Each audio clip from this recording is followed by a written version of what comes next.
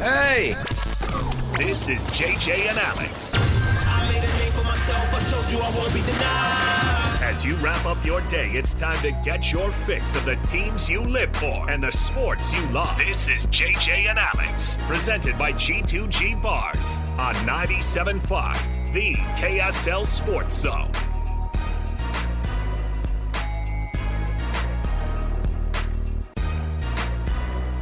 All right, everybody, welcome on in. It is JJ and Alex, 97.5, the KSL Sports Zone. Back at home. Look at us. Back into our normal digs. I had to wear a coat when I got off the plane today. I know. Listen, honestly, is there... So I was talking to a guy yesterday. Cold front here in Salt Lake City. I was talking to a guy, although what is it at the airport right now? Because we're going to have like... It's 106 outside. Is that what it is? 12 degrees lower than Vegas. I know, that's what I was saying is like if it's 12 degrees different, like if you go from 80 degrees to 68 degrees, like that's you feel stark. That. You feel you that. know? That's why people live in Park City, right? Like they'll be like, I'm getting away from the 95 because it's only going to be 84, you know? And the reality is I was talking to a guy outside Allegiant Stadium yesterday whose job it was to direct the cars and buses in and out of the parking lot, which means that he was standing outside all day. And I asked him, I said, hey, you all right, man? And he goes, oh, I'm good. And he pointed to this giant bucket that was just chock full of ice that they have a million waters in. And then they had this mister on him. And he goes, yeah, it's actually kind of nice because I'll throw the cold water in the mister. He's like, I'm good. He's like, I'm used to this. And actually, I was standing out there on the corner. And the heat in Vegas, I was like, honestly, what's the difference between 106 and 118? My body doesn't really know the difference. I'm gonna sweat my. It was. I'm gonna sweat. I sweat. Bad. Listen, you guys, I have back sweat at 84 degrees. So It's bad. It's bad. Do I lose an extra quarter of a pound if I'm standing out there for 15 minutes? You and I, when we walked out of the Bellagio, we walked out of the Bellagio hotel, and it's like. You know what I mean? Your breath away. It's like jumping into a cold lake. Yes, and you know what's weird is it heats your eyelids up. Like it's weird because your face gets really warm. And it was a little windy too, so it's like somebody turns on a hairdryer, yes, and just points it in your face. Yes, but you can't turn it off. No, it was hot. It was hot. But again, we came home to 106, and here we are. I'm chilly. It's not necessarily better, but that's the hottest temperature outdoors I've ever experienced in my life. Yeah, 118. And the night that I think the second night we were there, my hotel TV said 12:04 a.m. 104 degrees. Insane. Well, I was inside, Jeremy. That's a great point. It didn't. I assumed that it wasn't talking about in the hotel. The number one goal, the number one priority when I get into any hotel room across the world is walk straight over to that thing on the wall and put it down to 66 degrees. I'm a 66 degree guy. And if the housekeeping people come around and they turn it off, I leave that hotel immediately. They get a 0 star. But the Bellagio is classy. They don't turn off the AC. So that's the kind of class that I live in. I'm going to turn it down to 66, which is literally half of the temperature of what we were experiencing there in Vegas. Darn near. Oh, my gosh. What a week. It was crazy. But you know what? After kind of being able to, process all the stuff that happened yesterday and the day before at Big 12 Media Day, I'm not sure that I walked away from there feeling any different this year. Hope springs eternal for a new season. And that's why you get a positive. I was like, Kalani loves this event. And all the coaches do because everyone's undefeated in that particular moment. And for me, watching the way BYU operated, watching the way Utah operated, it would have been fun to have them there on the same day. It wouldn't have been as fun for us coverage-wise because it would have been an absolute disaster. No, I like the way they did it. I'm glad they split them up, right? But in the end, because you had Kansas State on one day, Kansas the next, you had, I'm trying to think of it. You had TCU one day, you had Baylor the next, because those are big, classic rivalries. We all can't wait for that TCU Baylor game. I had this argument with a guy yesterday, and he was from, Sikkim, .org or whatever. The touchdowns and tangents. Come on, touchdowns and tangents got in the show, and some guy goes, where are you from? Nerdfootballblog.net. Where are you from? And the guy goes, but anyway, in the end, I'm talking to one of the Baylor guys, and he goes, and he was just like, oh, that'll be fun to see what Utah and BYU, blah blah blah. Man, it's gonna be tough to play Utah up in Salt Lake City. I'm like, you guys actually have no idea. Like, you're in for Dave Aranda. The road to Dave Aranda's firing starts, really up in Salt Lake City if they get embarrassed up there, and that's essentially what could happen. So, but the question that they were like, yeah, man, blah blah blah, and they say, yeah, the Holy War, that's a good addition to the conference. I think that'll be a fun rivalry. And I thought, and I was like, dude, fun. Do you realize what's going on? I know everything's bigger in Texas, but not you guys. No. This isn't Texas, Oklahoma. No. So the folks who roll up there and you reduce BYU and Utah and even Arizona, diminish them at your peril, because everybody who's there knows that those are the teams that are – I mean, BYU is not the one that's going to be contending at the top. But Arizona's walking around and kind of nobody really cared that much yesterday, right? Isn't that the vibe you got? Well, because nobody outside of us recognizes who they are. Right, or knows what they're doing. We do in our market. We know Arizona. Yes. I know how good those guys are. Utah fans were embarrassed last year. People from Baylor and TCU and Oklahoma State, they have no idea what's coming. No idea. And that was one of the things the coaches said, right? And we brought that up too, where they go, we're actually terrified because we don't know anything about these teams. Yeah, Chris Kleiman talked about it. He said that. We're terrified. We're going to play these teams. We have no idea. I mean, terrified, coaches might say that and go, ooh, we're scared, but then they get in the locker room and say something different. Uh-huh. And they do have film on all these guys. But what they don't have is any kind of reality of living year to year with those teams. And that's a tough thing. That's a reality when you're in a conference and you know what teams are like. You know what you get year to year with these types of programs. You were used to that cycle. You knew what you were getting with UCLA typically if you were Kyle Whittingham. You beat him, by the way. That's the end. That's what you would do. Most of the time by a lot. Sometimes it got a little closer. But Arizona is on the up and up. I mean, what was the score at one point last year? It was like 42-14. It was crazy. During that game. Now, they had absolutely been had it all taken out of them when they put it all on the field against Washington and almost won that game the week before. Yeah, they were out of the race. A virus ran through the team. A lot of guys were sick. It was just a bad combination, and Tucson was a bad, rough place to go. And it was raining first quarter, which was odd. There was so much about that game that was just weird. I wouldn't look too much into that game and the impact it could have on this year's game. I do think, though, that this Utah-Arizona game this time around is going to be must-see. One of the best games in the conference this year. When was the last time we were able to really say that? I've never said that in my life. I know.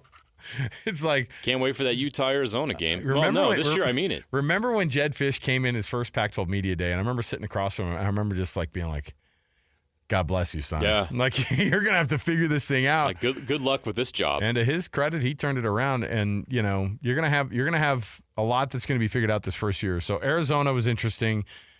I think the thing that we skipped over yesterday that got so much more play after it happened, and then when people digested it, when Shedeur Sanders said that we're everybody's Super Bowl. Oh, just another moment of not just read the room, right? Not just read the room stuff. Absolute bizarre. Not checked with reality. It's so weird. Shedeur Sanders is phenomenally talented. He could absolutely be the best quarterback in the conference.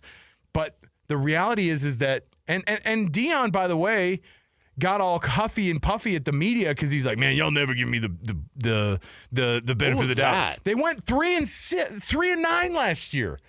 They won 4 games and they finished last in the Pac-12. 4-8. They lost to Stanford at home. Yeah. And they blew it. It's a 4-8 team. And one conference win. And you know what's going to happen? We have no idea. And Deion comes out there and goes, before you guys start to slander my name, oh, but by the way, I don't care what you think.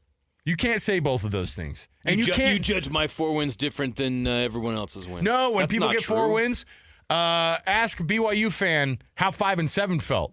You think Kalani's being judged on 5 and 7? Abso-freaking-lutely. Absolutely. Yes. And yeah, you know what? We do judge Coach Prime a little bit differently because of all of the hype that surrounded it and the money that came with it and all the things that we're told that we were going to be. We better watch out because here we come.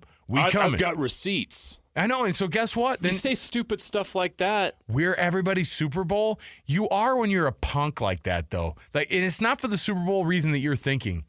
Everyone wants to beat you because, and I know you'll say everyone wants to beat us because they want to be us. And it's like, no, they want to beat you because it's going to be an easy win on the schedule if you guys don't have your crap together. Right. Like last year. Utah showed up with their fifth-string quarterback and didn't even and could have totally sat out the first quarter and still would have won that football game. Yeah. It was in my mind so bad. Oh, you have the actual Super Bowl situation? So I'm undefeated in the SWAC, so I already know what the expectation comes with.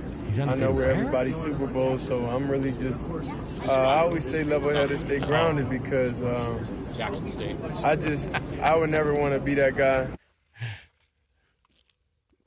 You're undefeated?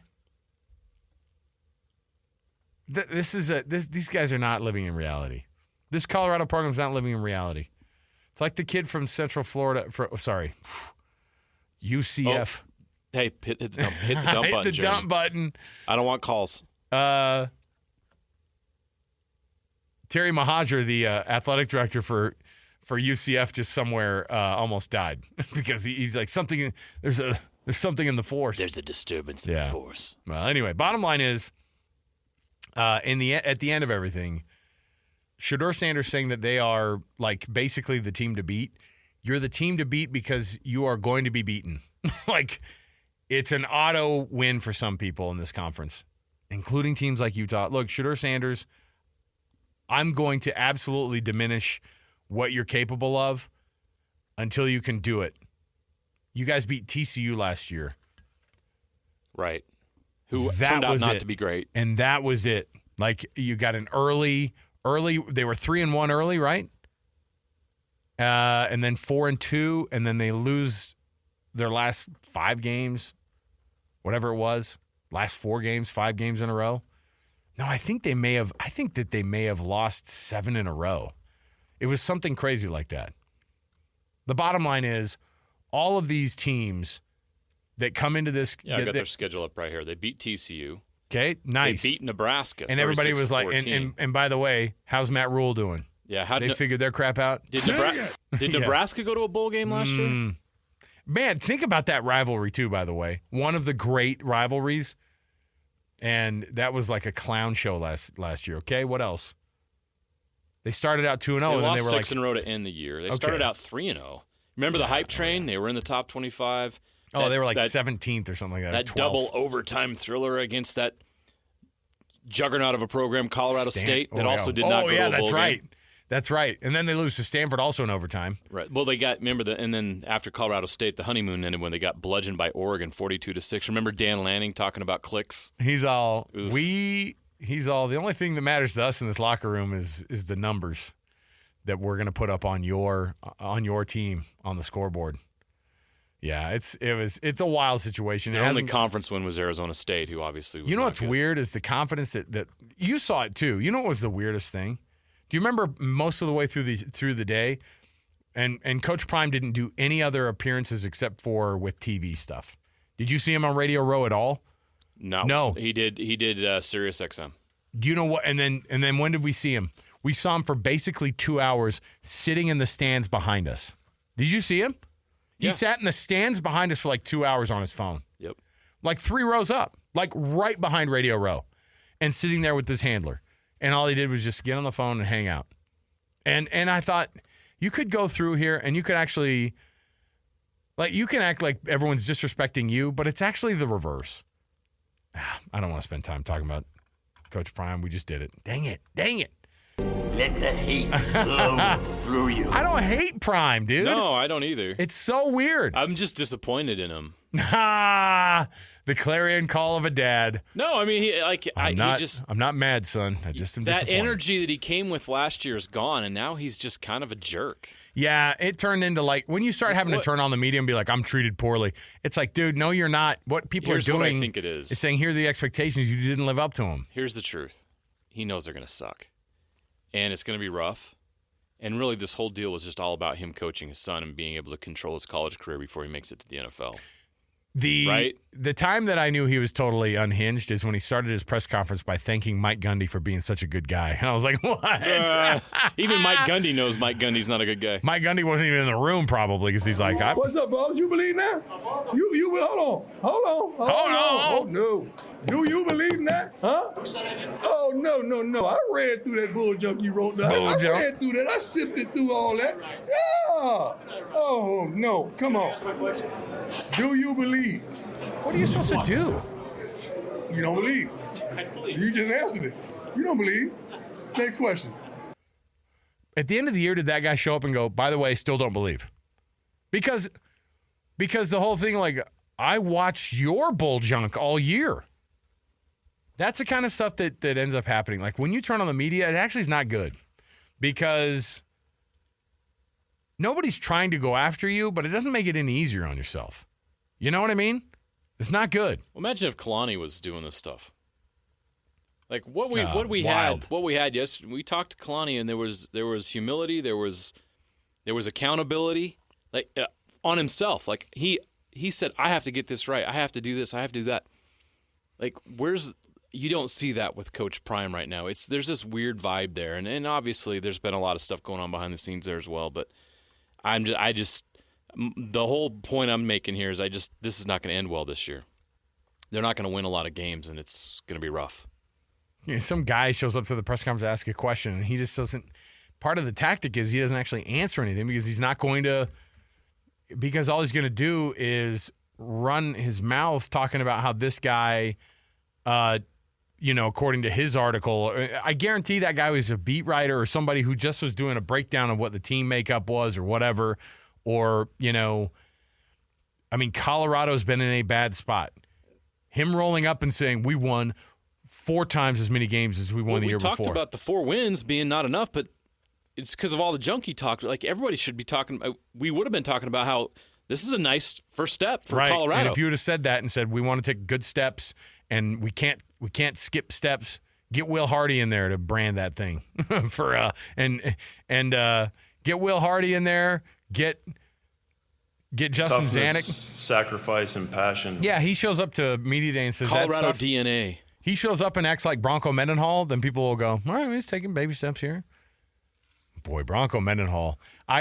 We gotta play Bronco Mendenhall's. Hey, I'm Bronco Mendenhall, the new football coach, and I'm the newest Wahoo. I'm the newest Lobo Wahoo.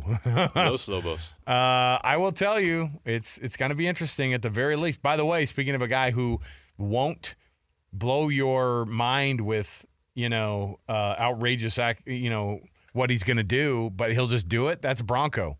If you married Prime and Bronco together, you get the perfect press conference. Oh yeah, because there would be some version of speaking about what the team's actually going to do to get better. Getting better, but also because Bronco needs an injection of some Prime as well. Oh, yeah. He needs a little bit of that juice. Come on. And we'll hear Bronco Mendenhall from Mountain West Media Days. Doesn't that sound weird? That is weird. Say? What year is it? 2008? I will tell you, all these coaches, you saw it with the... Bronco wearing red, by the way, is quite a trip. It's hilarious. And he'll tell you it's a different color red, right? He will. It's not crimson. But what's interesting about this is every coach does this, and the commissioner does it. Everybody has a sales pitch, and they have a brand. And what they do is they come in, and Brett Yormark, he talked so much about how crappy, how bare the cupboards were before he showed up and stocked the fridge. You know what I mean? I was able to turn this thing around.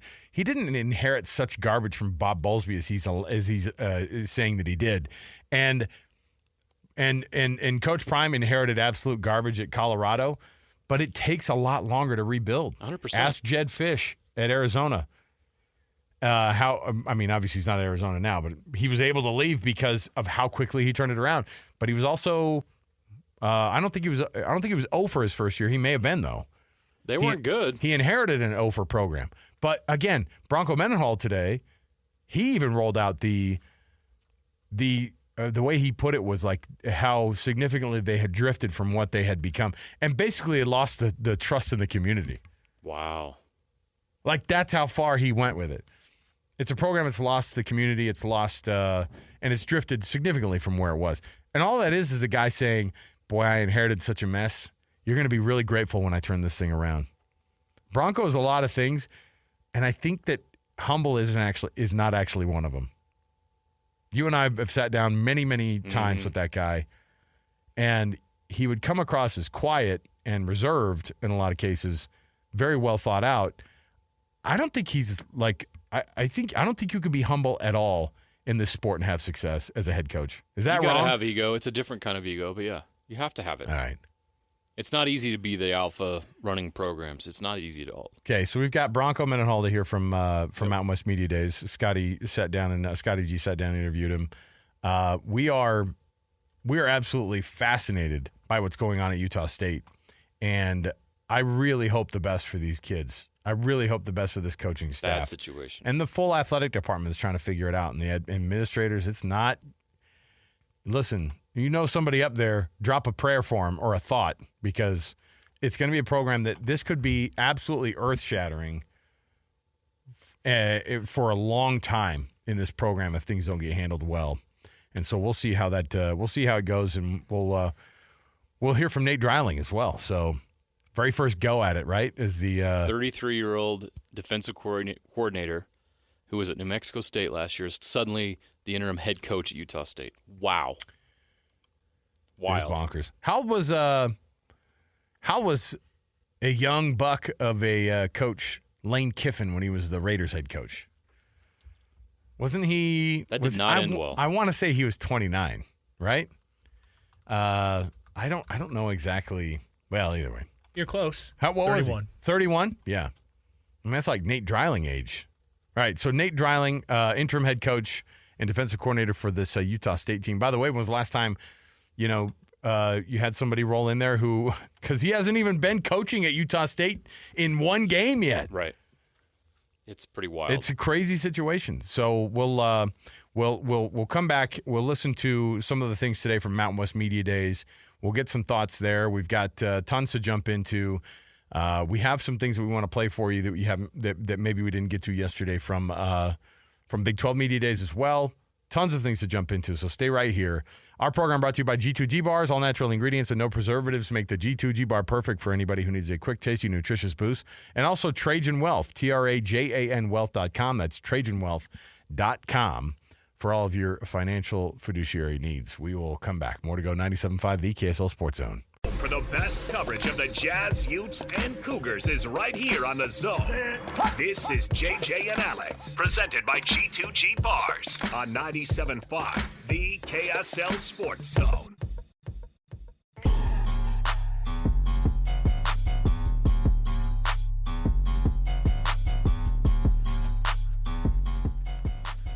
All right, everybody, welcome back. JJ and Alex, 97.5, the KSL Sports Zone. Oh, we got MMA up on the screen. Do you call it? You can't say women's MMA, right? Or do you? Because you don't say men's MMA. It's just MMA. Yeah. This is just MMA, but these fighters happen to be women. They are absolutely beating the crud out of each other, by the way. That meme of that one girl, I don't know what, it was like the bare knuckle champion thing. She's like, it was a fun time. It was really great. And her face is bleeding and all. That's the way we felt after Big 12 Media Days yesterday. I was like, it was great. I had a lot of fun. And we were just absolutely wasted after. This is great while blood runs out of our nose and ears. Now, the type of wasted we're talking about is very different than the type of wasted that they got at the new Pac-12 Media Days. Are they seriously calling it the Pac-2, though? They're calling it the Pac-12. They've got to keep this charade going that they're a conference so they get the money. Okay. Teresa Gould has got a lot on her plate. And by that, I mean she's only got 2 teams on her plate, which actually makes for a lot of stuff on her plate. She had a different kind of plate last night, though. Well, it wasn't a plate. It was a cup. It was a tumbler. at an event that was their media day for the Pac-12. We've been to Pac-12 Media Day. We did not go to this. By the way, I missed Pac-12 Media Day. We could have gone to Pac-12 Media Day if we'd have stayed an extra day. I didn't get an email. I didn't either. They didn't transfer those over? I guess because not. I think it would have been kind of fun to stay because it was at the Bellagio. We were already there. Right. It would have been fascinating. Was it around a blackjack table, Jeremy? Did you confirm that? Just Cannot one. confirm. Well, it wasn't around a blackjack table, but there was an open bar at the Pac-12 Media Day. That's no joke. Teresa Gould, the commissioner of the conference, if you want to call it that, and even less so now, said, quote, "We are drinking tonight." This is from a conference commissioner at a media event, allegedly. Teresa Gould, the commissioner of the Pac-12, quote, "We are drinking tonight. If anybody has earned the right to have a drink, it's the Pac-12. Wah, wah. We're not licking our wounds, said Washington State head coach Jake Dickert. I want to follow it up with, that's a line of salt and some lime. That's what we're looking at. Tequila, everybody. Here we go. Oh, hey, look who just showed up. Mike Gundy, everybody. Hey. Oklahoma State head coach Mike Gundy's He wasn't here. even invited, but he's all, heard y'all were drinking. I'm here. Woo. He says, but we are licking our chops because now is opportunity. Don't you want to die hearing that freaking quote? We're not licking our wounds. We're licking our chops. Ah. I'm going to say that once a week for the rest of my life so now. sad looking at the stage. There's photos of this event. And the only people on the stage are the two mascots in suits or wearing pads or whatever. Like the Washington State one's wearing like a it's like a leisure suit. bejeweled jacket. Yeah. You've seen the Vegas. meme floating around on social media today of the Washington State Cougar. I sent it to you guys today. It's pretty funny. It is Just laying down there just by himself. It sitting in a looks. chair. It's a bad look. By the way, an open bar, and one of the people you bring to speak at it is the sober Ryan Leaf. Ah, well, Did anybody point that out? probably not. Ryan Leaf, speaking at the event, said, "I don't think anybody else knows a better way to get back up than Cougs and Beeves. Just because we get kicked down so much, and this is a perfect example of that." Open bar. One of your speakers is Ryan Leaf. That is speaking of not reading the room. Come on, man. So the Pac-12 has figured out a way to somehow make this situation even worse by what they did. Former Pac-12 network employee Yogi Roth emceed like a question and answer session. There, yeah. He was there. He was kind of like running some things for him. Love Yogi's. Awesome. He was there for Great. both days of Big 12 Media Day. But this whole thing is a disaster. What do you think the best version of what Washington State and Oregon State should be going forward? Because in my mind, you absolutely, if you're the Mountain West, you have to get these guys as soon as possible, right? They would immediately elevate your conference. They would go to a conference being the top dog immediately. And look, Oregon State and Washington State, you and I have watched over our lifetime be decent teams more often than not.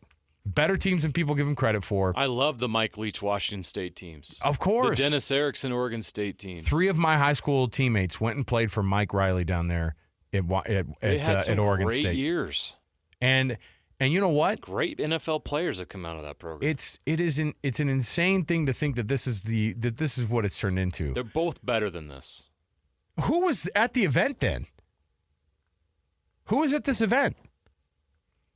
Nobody with a camera, because I haven't been able to find any video of this. Is it just on cell phone cameras, Jeremy? No, it's not. All I can find is photos only. So a private event, a private media event. They didn't stream this. They didn't. It's not like they didn't. Well, there's nowhere to put it. Well, you got a YouTube Pac12.com channel. still works. Does it? If you're holding an event and you're trying to publicize your conference and you're pubbing the two, how do you not stream that? Think about it. Washington State, growing up in a state that was so heavily the Washington Huskies. Yeah. But that rivalry's legit. And I lived on the west. I lived in Western Washington, where that's Husky territory. But you know what? The Cougs, every other household you went into was a Cougar family, right? It was Wazoo throughout the community. It was the same as it was with Utah and BYU. I'm not saying in terms of the rivalry, because the real rivalry there is Washington and Oregon when it comes to like the athletics, but an actual like state rivalry that you have legitimately the most of the state went to either Washington or Washington State. And just like, here you have so many people who went to BYU, so many people who went to Utah or go to Utah, and Weber State and the other schools that are there, they're by far less represented in the community, right? And that's what Wazoo was. And it's sad, man. It's really sad. I know Corvallis is a small town. Lord knows I've been to freaking the Palouse, and Pullman is not a fun place to be. Especially in November. It is not a nice place to be. It's a pretty campus, but it is in the middle of freaking nowhere. Corvallis has a little bit of that feel sometimes too. All right? I get it. You're not a sexy pick for the TV markets out there. And unfortunately, that's become what a big part of this is, JJ. That's why they got left out, because they're small college towns, and it stinks. Bro, did you roll up with your Mountain West freaking Stanley mug over there? Oh, yeah. Thank you, Mountain West, for the tumbler, I guess you call it. It is tumbler. By the way. Not a Stanley brand one, but still nice. Now, that's actually nice, though. I like the straw situation there. Absolutely. It's black. It's got the Mountain West logo on it. We got a freaking coffee mug from the Big 12. Isn't it like media members to complain about the free crap we got? That's totally this like free us. Crap was not as good as this free crap. The media's the worst.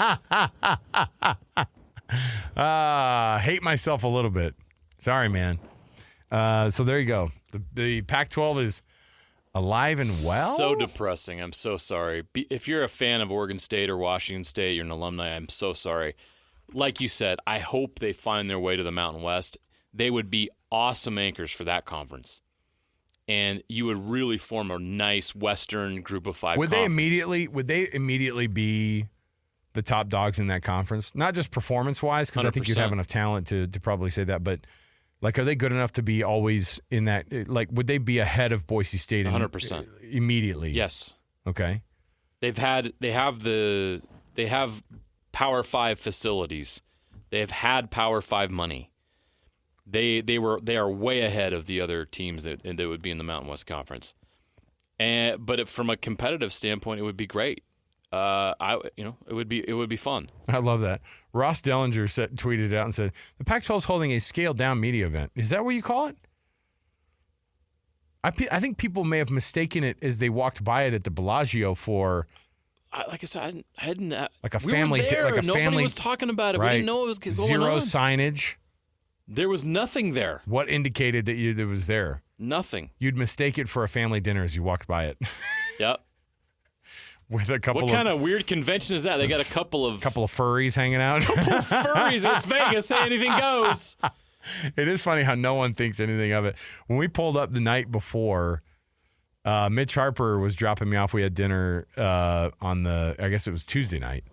And he was dropping me off. I was staying at Bellagio. They were staying somewhere else. The Bellagio was the media hotel. And we're driving in front of the fountains because he's about to pull in. And all the mascots were lined up and doing the very cliche Ocean's 11, backs to the camera. The show's going off, and then they kind of walk off one by one. I'm assuming you're going to see that video at some point later. We put the picture up on our Instagram page at KSL Sports. But yeah, Cosmo is wearing a full Elvis costume. A full Elvis costume. There's not a freaking mascot that touches Cosmo's preparation for these events. Like BYU's going through a transition right now with football. Oh yeah, but not Cosmo. Elite. Cosmo. Still elite. Cosmo's like Utah. He's already number one in the conference. Sure. He's the top ranked mascot in the Big 12. Here's the cruddy thing about those mascots in the Big 12 in the Big 12. Willie the Wildcat is the absolute worst. It's a human body walking around in he's got like his bare arms and legs. Right. Walking around in football pants and football shoulder pads and a football jersey. He has tape around his knuckles and tape around his elbows. and then a massive wildcat head. What are you? Are you a bad science experiment? Yeah. What are you?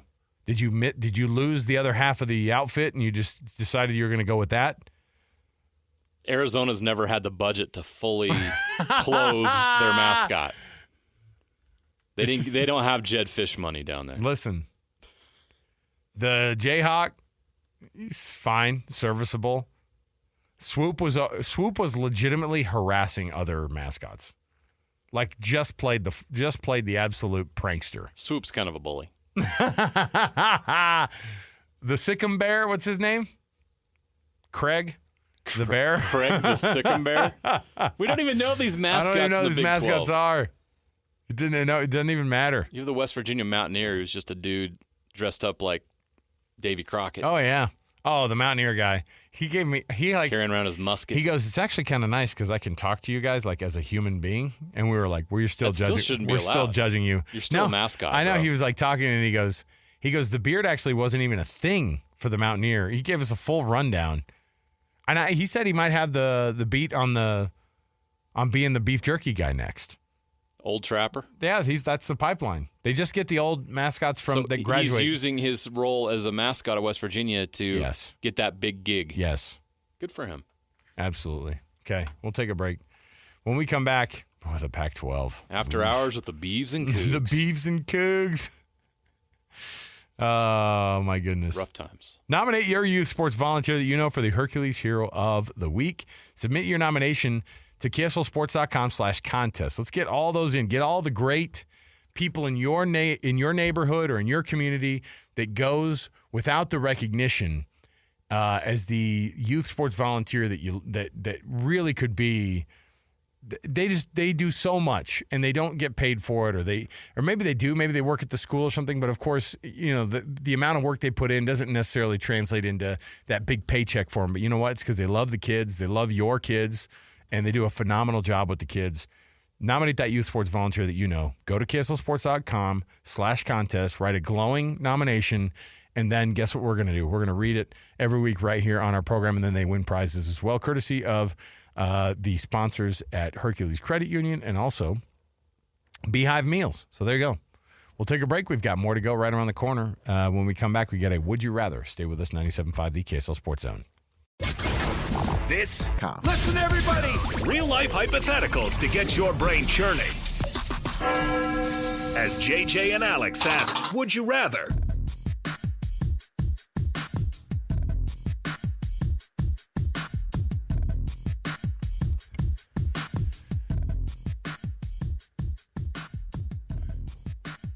All right, everybody.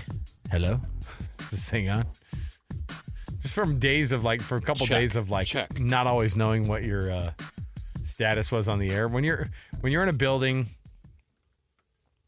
it's expensive to get an internet line, by the way. And there were times that it wasn't great down there. I don't think Allegiant Stadium is going to give us any of our money back, but they should. It wasn't always great, is what I'm saying.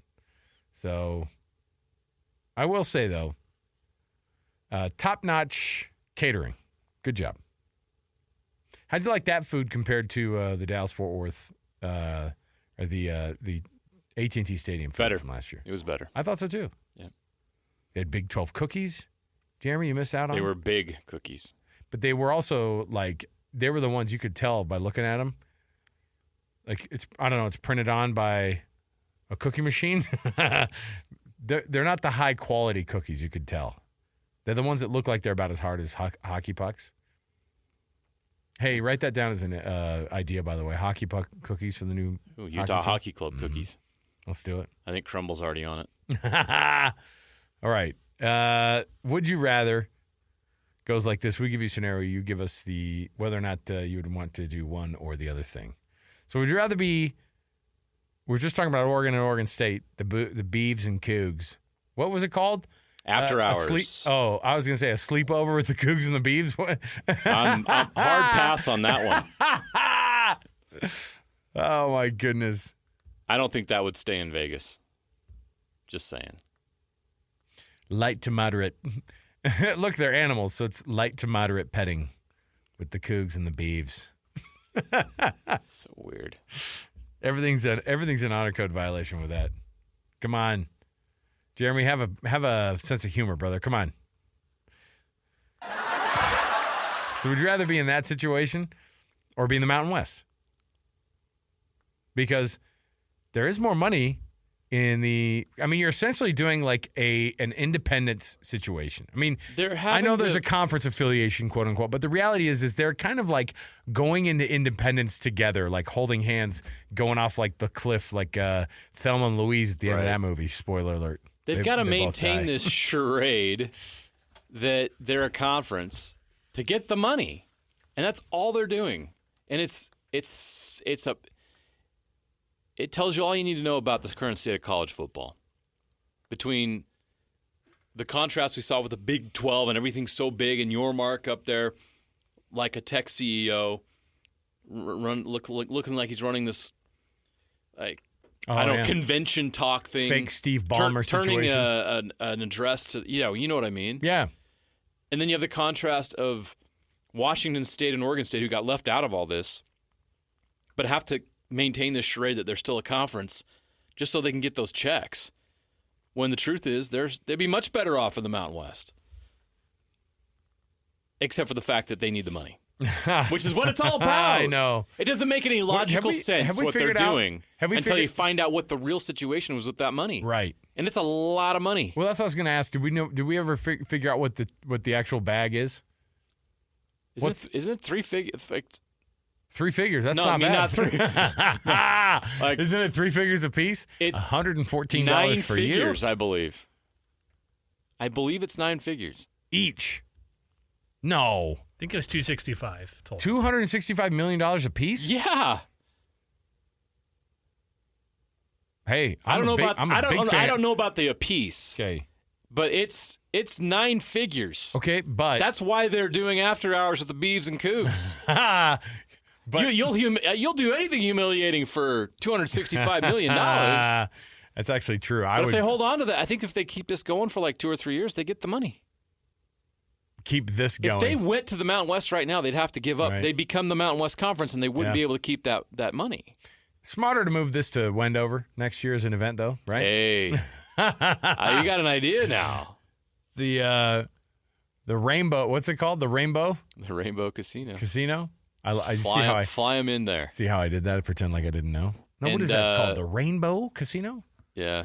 What country music act could they have that could perform? Oh, get a Crystal Gale there or something. No, like that? Brooks and Dunn. Brooks and Dunn because it's a duo.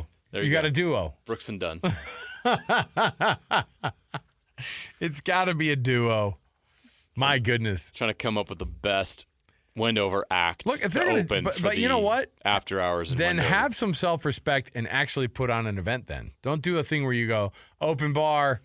We're all drinking tonight. Hey, Ryan Leaf, are you cool with an open bar and speaking in a room full of a bunch of drunk people? Yeah, I've only had a few years of sobriety that I'm trying to keep in check every day. But yeah, go ahead, please. Ridiculous. All right, it is total $265 million. So there you go. $130 apiece. Not bad. Yeah, it's worth it. Ask BYU. Like BYU's all. Is there still room in that conference? Because when do they get the full share? Not until next year or the year after. I don't know when they get their full share. We saw that. Did you see that Colorado got a signing bonus? It's $2.5 million. That's not much money. We talked about it yesterday. I think that this is the last year BYU does not get the full share. Correct. So what is it this year? 3 figures. About $20 million. Already better than what they were getting. It's a heck of a lot more than they were getting from ESPN. In Independence. Yeah. All right. Let's take a quick break. Oh. I know it's not our time to talk about Salt Lake City fat loss, but there was that free ice cream they were giving out today at the office. Did you get any, Jeremy? Good. You stayed strong? I did not partake. JJ? No. Me neither. Good for us. I knew for sure. The balance of trying to go out there and handshake the bosses, but I'd walk past 4 ice cream sandwiches. I'd probably take all of them. You know what I mean? Man, the players. Who wants to fight a player? Never mind. We'll come back to that as well. Stay with us. More to go around the corner. 97.5 the KSL Sports Zone.